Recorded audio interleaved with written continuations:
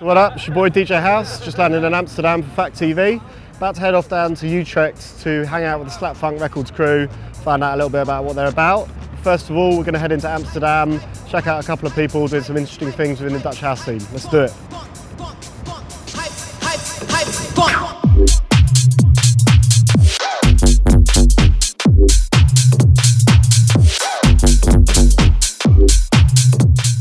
So we're down at Studio 80 with my boy Daan Groeneveld. I wanted to catch up with Dan because he runs a really cool label called Tomorrow's Now Kids. He's been involved in like the Amsterdam, kind of like the real Dutch house. Actually, when I started DJing, from the beginning on, I was really into the old school sound. I was digging around on SoundCloud and everything, and then that's when I found Jeremy Underground Paris. Yeah. And I must name his name because he was like, for me, like a door opener to something I was looking for quite a long time. Tell us a little bit about Tomorrow's Now Kids and who you run it with and everything. Yeah, Tomorrow's Now, I think the first important thing to mention is I'm not running it on my own. Yeah. It's actually Alex Salvador who is like the main man. He really runs the label and I have more like an advising role. Okay. And I do like the A&R, so the artist and repertoire. I'm on SoundCloud digging, thing what I like to do most, digging for artists, digging for new music. We're not focusing on one sound. We really like to keep it quite broad and to be able to release everything we like. So if it's Chicago-ish, then we release that. If it's Detroit-ish, we release it, and New York-ish as well, of course.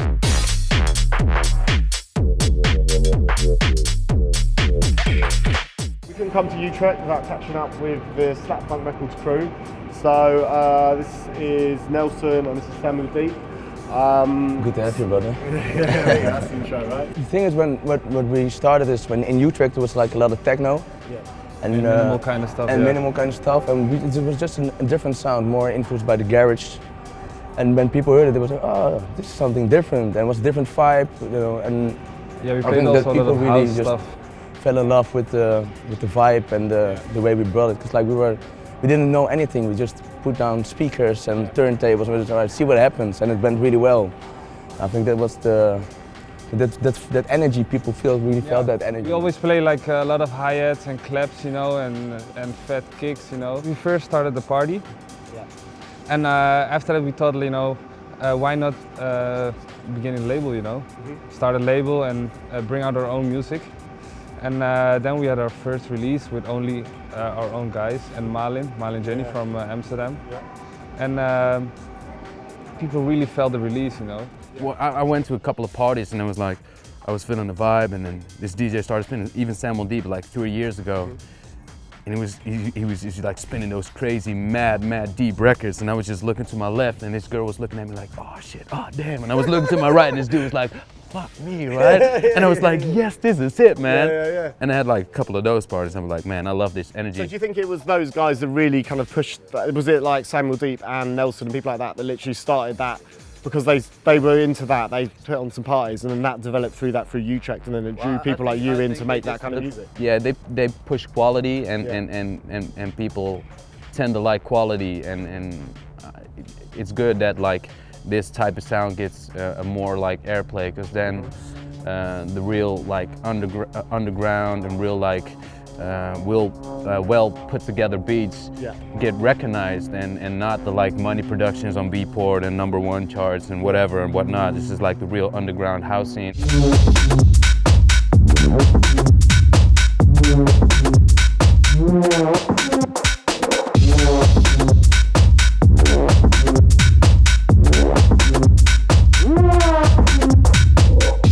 We first made like totally different music, like electro and dubstep and stuff. And then we thought, no, we don't want to do it anymore, so we started using the drill, like more housey thing.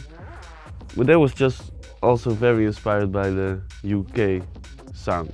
And then we just made some more like stripped back tracks. And that's when Slap Funk contacted us to maybe release some stuff. Slap Funk has got his own sound. And they started with illegal parties and all over Utrecht, and people got involved with it. That was like the main thing, and especially my brother got this really own sound, and all the guys around it got their own sound as well. So they all combined it. It's like the Slap Funk sound, and that created it. and then the label started, and then other artists get influenced by it. Yeah. And then it's just creating, there, and still evolving. There's just this little group of DJs and producers who kind of do the same kind of vibe. Yeah. And what we do is, well, kind of getting popular, but overall, the more commercial kind of deep house, what people call deep house nowadays, I think is more popular than the thing we do. Okay. But so how would you describe what you do? What is the thing that you do? what I do is just, Is it powerhouse or not? No. what I do is just play a little blend of house, UK garage, a little bit of techno sometimes, but with a housey vibe. Yeah. And the thing what matters to me the most is that it has a drive, and that I will go buck wild when I will hear the tune when I'm in the crowd.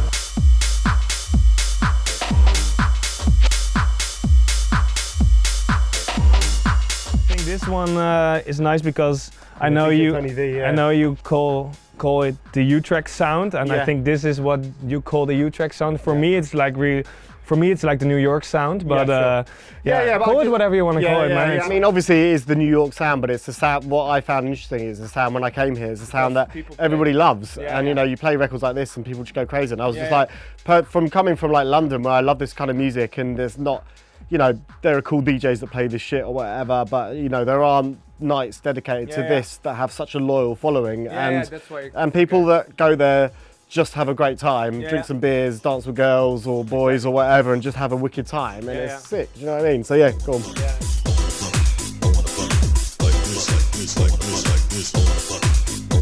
Actually, this one is the first production by, or the first release by Terrence Parker. Okay. And this is like a classic for some people, but for me it stays good all the time. Let me check. It really has the labels from Detroit, but this is really the Chicago groove. Exactly, the 707 stuff. I like this a lot. Yeah, and the phase and everything. Yeah, exactly.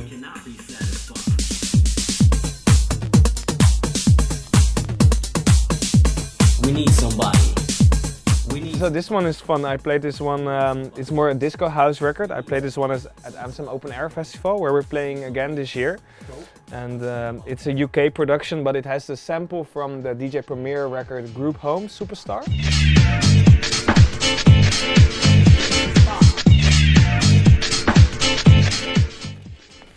Yeah, this one is fun. This is like my favorite record for a while now. It's like really that sleazy ghetto. I don't know, do you know Mark Imperial? No. Oh, this guy made like a lot of crazy early Chicago records. And they all have like the same, drum kind of vibe.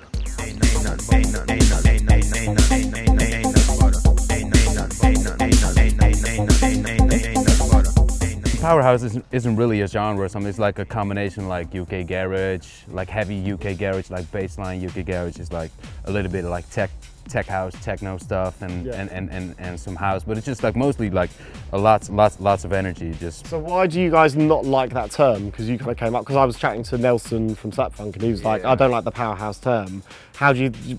Powerhouse kind of become its own thing now, right? Sometimes it tends to get like a bit cheap, like a lot of guys just make tracks with like a bunch of distorted kicks, like way too heavy and everything way too loud and over compressed, and then suddenly the quality just got a little bit lower, and people started calling it powerhouse, and it had no like background in it, where like the vocals came from or like the percussion, and just people just put like 909 and everything big, and there's like no story in it. We could have like made choices to release more music or do bigger stuff, but we always stick to the same, to doing our own stuff. Yeah. And that's why it does. Maybe sometimes maybe it could have been even bigger, but this is just. Yeah, it's fine. It's we're just doing our thing, and that's the most important thing. We just let it flow naturally, and we'll see where it ends. I think people just want to go back to like the real stuff, like back in the days, and like hear something that they haven't heard before. Like some parties like in Amsterdam, it all sounds the same. It's like every night is like deep house, not even real deep house, but just deep house. And people just want to go back to the roots and then hear some real stuff, and then go back to this party, and then you hear like yeah, good music, like vinyl music. So yeah, I think people want to go back to like real stuff.